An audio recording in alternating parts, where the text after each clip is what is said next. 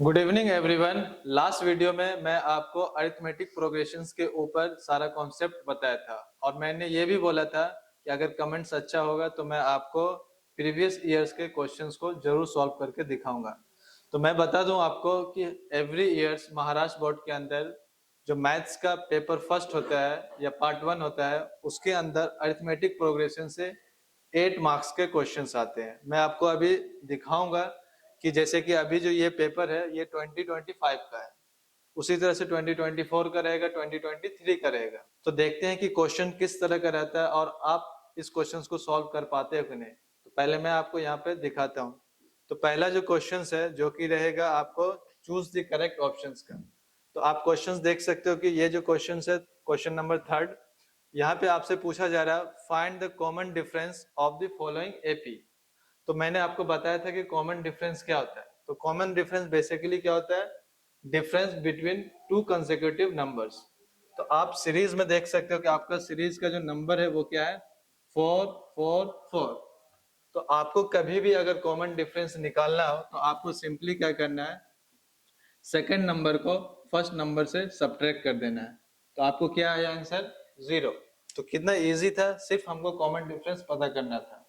तो इस हिसाब से आपका ऑप्शन नंबर डी जो सही है। चलते हैं अब हम लोग नेक्स्ट क्वेश्चंस पे। और नेक्स्ट क्वेश्चन जैसा कि आप देख सकते हो कि इसमें पूछा जा रहा है आपको find the first term of the given sequence. First term आपको अगर याद हो तो आपको मैं एक फॉर्मूला बताया था उस दिन, जो कि था a n equals to A plus N minus 1 into d, right. तो ये हमारे पास एक सीक्वेंस दिया हुआ है और इसमें हमको फर्स्ट टर्म पता करना है। तो पहले मैं सीक्वेंस लिख लेता हूं। T N equals to 3n-4। Simple सा जो सीक्वेंस दिया हुआ था मैं सिर्फ उसको यहाँ पे नोट डाउन कर लिया हूं, है ना। अब आपको क्या करना है कि जैसा कि क्वेश्चंस में बोला जा रहा है कि फर्स्ट टर्म क्या होगा, मीन्स n का जो वैल्यू होगा वो 1 रखना पड़ेगा। तो आपको सिंपली क्या करना है, n के जगह पे 1 प्लेस कर देना है, ठीक है। तो 3 मल्टीप्लाई 1 माइनस 4, 3 1 जा 3 माइनस 4, और अगर 4 में से 3 जाएगा तो आपको क्या बचेगा? -1। तो देखा आपने कि कितना इजी से हमारा क्वेश्चन सॉल्व हो जा रहा है ना। तो चलिए अब हम लोग नेक्स्ट क्वेश्चंस पे चलते हैं और उसको सॉल्व करने की कोशिश करते हैं। तो नेक्स्ट क्वेश्चन जैसा कि आप देख सकते हो स्क्रीन पे दिया हुआ है, find the 19th term of the following AP. Means एक सीक्वेंस दिया हुआ है और इस सीक्वेंस में हमसे पूछा जा रहा है कि 19th टर्म क्या होगा। जैसे कि अभी फर्स्ट टर्म पता किए थे वैसे ही 19th टर्म हमको पता करना है।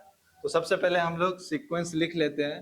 सीक्वेंस क्या है? 7 13 19 एंड 25। और आपको याद हो कि मैंने लास्ट वीडियो में बताया था एक फॉर्मूला, और वो फॉर्मूला क्या था? A n equals to A plus N minus 1 multiply d. तो इस क्वेश्चंस के अंदर आपको या कह सकते हैं कि इस फॉर्मूला के अंदर जो टर्म्स है वो टर्म्स आपको पहले पता करना है। जैसे ए इज बेसिकली क्या है, इसके अंदर ए का मतलब होता है फर्स्ट टर्म। तो ए का वैल्यू क्या हो गया? 7। एन हमको क्वेश्चन में पूछा ही जा रहा है कि हमारा जो एन है वो क्या है? 19। और डी का वैल्यू आपको हमेशा कंसेक्यूटिव टर्म्स को सब्ट्रैक्ट करना है। तो 13 में से 7 जाएगा तो क्या हो जाएगा? 6। तो इस हिसाब से मैं अब जो वैल्यू है उसको मैं प्लेस करता हूं। ए का वैल्यू क्या है? 7। एन का वैल्यू क्वेश्चंस में दिया है 19 minus 1 multiply D. D is basically क्या है? 6। तो यहाँ पे आपको 6 प्लेस करना है। 7 प्लस 19 में से 1 गया 18 और 6, 18 6 से कितना होगा? 108। और आप जब ऐड करोगे 108 और 7 तो आपका आंसर क्या हो गया? 115। बट कभी कभी क्या होता है कि हमको फास्ट लाना होता है। शॉर्ट ट्रिक उसके लिए मैं एक बता देता हूँ कि जितना भी टर्म्स आपसे पूछा जाएगा, जैसे यहाँ पे आपको 19th टर्म पूछा जा रहा है, तो आपको ध्यान में क्या रखना है कि 19th टर्म के लिए हम सिर्फ क्या करेंगे? a प्लस 18 डी यूज कर लेंगे। तो इससे क्या होगा कि हमारा A19 का वैल्यूज आ जाएगा। अब देखो यहाँ पे ए का मतलब क्या हो रहा है? 7 18 और डी का वैल्यू हमको पता चल गया कितना है 6। तो इस हिसाब से आप देख सकते हो 18 6 जा 108 और 115 ऐड करने को है। तो इस तरह से आप कोई भी टर्म्स पता कर सकते हो आसानी से। ठीक है, तो इस तरह से हम लोगों ने तीसरा क्वेश्चन भी सॉल्व कर लिया।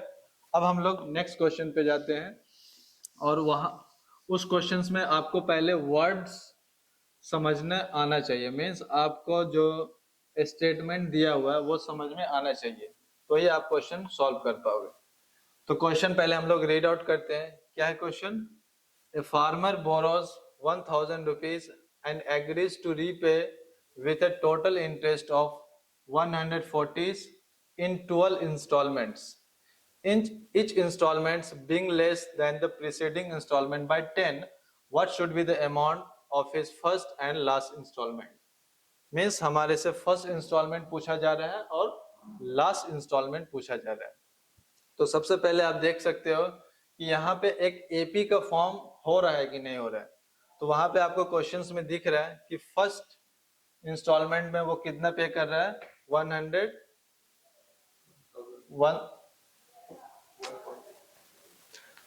फर्स्ट इंस्टॉलमेंट में वो कितना पे कर रहा है 140 रुपीज। ठीक है, और वहां पे क्वेश्चंस बोला जा रहा है कि हर इंस्टॉलमेंट जो होगा वो पहले वाले से 10 रुपीज कम होगा। तो आपका सीक्वेंस जो बनेगा वो कुछ इस तरह का बनेगा। First instalment 140 rupees and then आपको 10 का सब्ट्रैक्ट करके लिखना है। तो 130 120 इस तरह से आपको लिखना है। तो पूछा जा रहा है कि क्वेश्चंस में क्या, what should be the amount of his first and last instalment. First instalment में क्या पे करेगा? तो फर्स्ट इंस्टॉलमेंट में हमारा 140 रुपीज है और अब हमको पता करना है कि लास्ट इंस्टॉलमेंट में कितना पे करेगा। राइट, तो यहाँ पे देखो बताया गया है क्वेश्चंस में कि ये टोटल जो है 12 इंस्टॉलमेंट में पे होगा। राइट, तो आपको एक चीज समझ में आ गया कि यहाँ पे n का जो वैल्यू आएगा वो कितना आएगा 12 आएगा।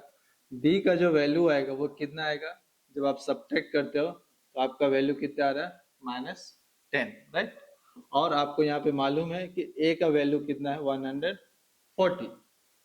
तो आप इसको सिर्फ आपको क्या करना है, लास्ट इंस्टॉलमेंट पता करना है। तो हम लोग क्या करेंगे कि A12 फाइंड आउट करेंगे। राइट, और अभी मैंने जस्ट बताया कि A12 के लिए आपको क्या करना है A + 11D। ओके, तो A का वैल्यू कितना है 140 + 11, D का वैल्यू कितना है -10। तो इस हिसाब से आपको कितना आंसर आ जाएगा 30 रुपीज। ओके, तो ये क्या हो गया हमारा लास्ट इंस्टॉलमेंट और फर्स्ट इंस्टॉलमेंट कितना हो गया 140। तो क्वेश्चंस में दो चीज पूछा जा रहा था, what should be the amount of his first and last instalment. तो फर्स्ट इंस्टॉलमेंट कितना हो गया 140 रुपीज एंड लास्ट इंस्टॉलमेंट कितना हो गया 30 रुपीज। ओके, तो ये था हमारा 2025 के 4 क्वेश्चंस। और मैंने शुरू में ही बताया था कि आपको एपी से हर साल 8 मार्क्स का क्वेश्चंस आता है और ये इतना आसान है कि आप चाहो तो एक दिन के अंदर ये 8 मार्क्स को हासिल कर सकते हो। तो चलिए हम लोग 2024 के क्वेश्चंस को देखते हैं। और तो जैसा कि आप क्वेश्चंस में देख सकते हो कि हमारे पास जो चूज द करेक्ट में उसमें पहला क्वेश्चन है कि T7 का जो वैल्यू है वो 4 है और D का जो वैल्यू है वो -4 है। दो चीज दिया हुआ आपको, एक T7 दिया हुआ है 4 और दूसरा चीज जो दिया है वो D का वैल्यू दिया है -4। तो आपसे पूछा जा रहा है कि A का वैल्यू क्या होगा। तो अभी मैंने आपको बताया था T7 को हम किस तरह से लिख सकते हैं A + 6D, और इस हिसाब से T7 की जगह पे हम इसका वैल्यू प्लेस करेंगे और A + 6D, A हमको पता नहीं है तो A को वैसे ही रखेंगे। 6D, D का वैल्यू हमको दिया हुआ कितना दिया हुआ -4।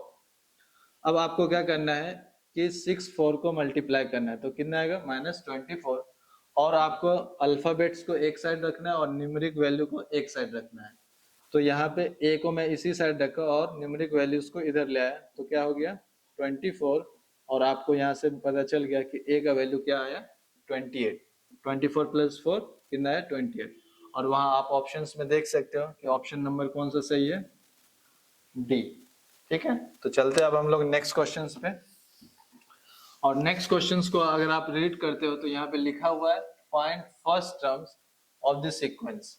अगेन यहाँ पे हमको t1 का वैल्यू या a1 का वैल्यू पता करना है।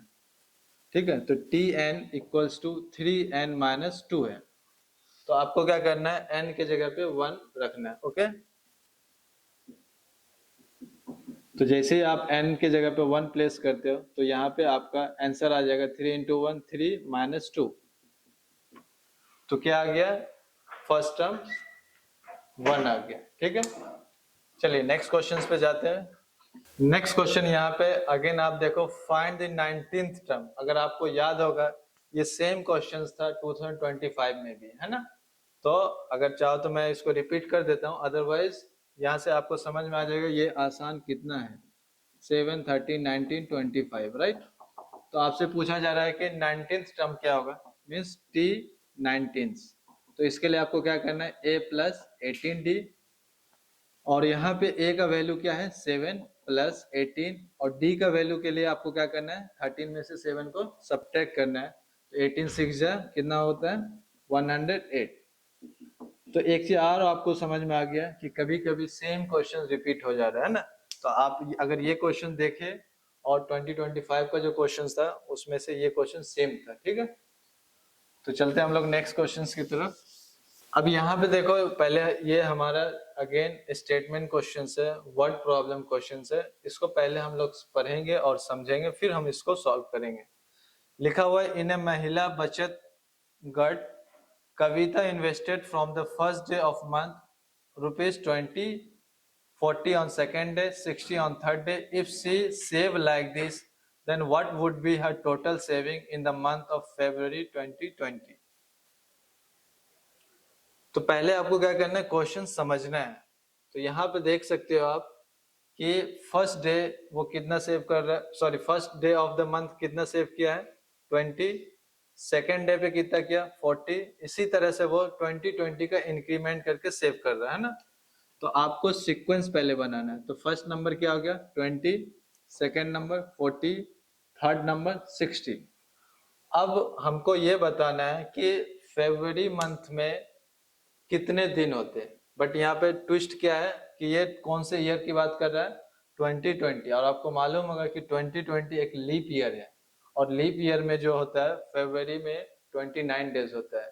इसका मतलब ये जो टर्म चलेगा वो कितने बार चलेगा 29 टाइम्स चलेगा। तो क्वेश्चंस में पूछा जा रहा है कि टोटल कितना वो सेव कर पाएगा।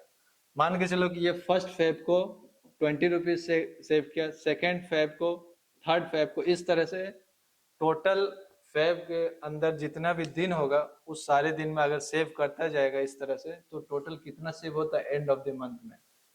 तो एक चीज यहाँ से समझ में आ गया कि हमको ए का वैल्यू दिया हुआ है। ए का वैल्यू कितना दिया हुआ है 20, डी का वैल्यू कितना दिया हुआ है 20, 20 से इंक्रीज कर रहा है वही डी का वैल्यू हो गया। और हमको बोला जा रहा है कि 2020 के फरवरी मंथ में पता करना है। तो फरवरी मंथ में कितना डेज होता है 29 डेज होता है। और आपको मालूम होगा एक फॉर्मूला मैंने बताया था लास्ट वीडियो में कि SN बराबर क्या होता है n/2 2a plus n minus 1 into D. Okay, अब आपको क्या करना है, जो जो वैल्यूज यहाँ पे मांग रहा है वो आपको सिर्फ पुट करना है। तो हमको पता करना है n का वैल्यू कितना है 29, तो s 29 हो जाएगा। n के जगह पे 29 अपॉन 2, a का वैल्यू कितना दिया हुआ है 20, तो मैंने 20 यहाँ पे रख दिया, प्लस n माइनस 1, n कितना 21 माइनस 1, d कितना है 20। बस इसको अब हमको सॉल्व करना है। तो 29 अपॉन 2, 2 को 20 से मल्टीप्लाई करेंगे तो 40, 21 को 1 सब्ट्रैक्ट होगा तो कितना हो जाएगा 28, और 28 को 2 से मल्टीप्लाई करेंगे तो 56 और 10, है ना। 29 अपॉन 2 मल्टीप्लाई 560 प्लस 40, तो कितना हो जाएगा 600, और जब आप इसको कट करोगे तो आपको 300 आएगा। और 29 को जब 300 से मल्टीप्लाई करेंगे तो आप देख सकते हो 3 9 जा 27, 3 2 जा 6 और 2 8। तो यहाँ पे आपको क्या समझ में आया कि अगर कविता पर डे 2020 के फेब मंथ में इस तरह से सेव करती है तो उसको एंड ऑफ द मंथ में 8700 सेव हो जाता है। एक्चुअली इसका ये क्वेश्चन जो हम लोग वर्ड प्रॉब्लम का, तो इसको हमको लेंथी बनाना होता है, तो वहां पे आपको जो जो चीज दिया हुआ पहले वो लिखना होता है और फिर ये सॉल्यूशंस या ये कैलकुलेशन करना होता है। बट यहाँ पे अभी हम सिर्फ समझा रहे हैं, इसलिए मैं चाहता हूँ कि क्वेश्चंस आपको समझ में आ जाए, ठीक है। तो ये था हमारा 2024 का क्वेश्चंस।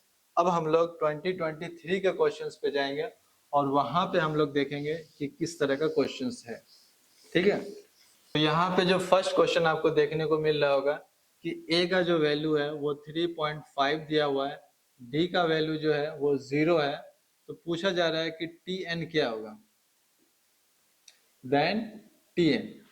तो आपको मालूम होना चाहिए कि डी का वैल्यू यहाँ पे दिया हुआ है 0। 0 का मतलब कोई भी चेंजेस नहीं आ रहा है। तो आपको सिंपली यहाँ पे फॉर्मूला यूज करना है, T N equals to A plus N minus 1 into D. Okay, तो यहाँ पे आपको ए के जगह पे 3.5 रखना है प्लस एन माइनस 1, डी के जगह पे 0 रखना। अब देखो आप ये पूरे ब्रैकेट के बाद मल्टीप्लाई में क्या लिखा हुआ है, 0। तो इसके अंदर कोई भी वैल्यू हो, अगर हम 0 से मल्टीप्लाई कर दें तो ये पूरा का पूरा पार्ट क्या हो जाएगा, 0 हो जाएगा। तो इस हिसाब से आपका आंसर क्या आ गया, 3.5, और option B is the correct. तो चलिए अब हम लोग नेक्स्ट क्वेश्चन पे चलते हैं। Find the common difference. Simple सा क्वेश्चन है, कॉमन डिफरेंस पूछ रहा है, डी का वैल्यू पूछ रहा है। तो आपको सिंपली पहले मैं क्वेश्चंस लिख लेता हूँ, 2 4 6 8। तो कॉमन डिफरेंस निकालने के लिए आपको क्या करना है, सेकंड टर्म्स को फर्स्ट टर्म में सब्ट्रैक्ट करना है।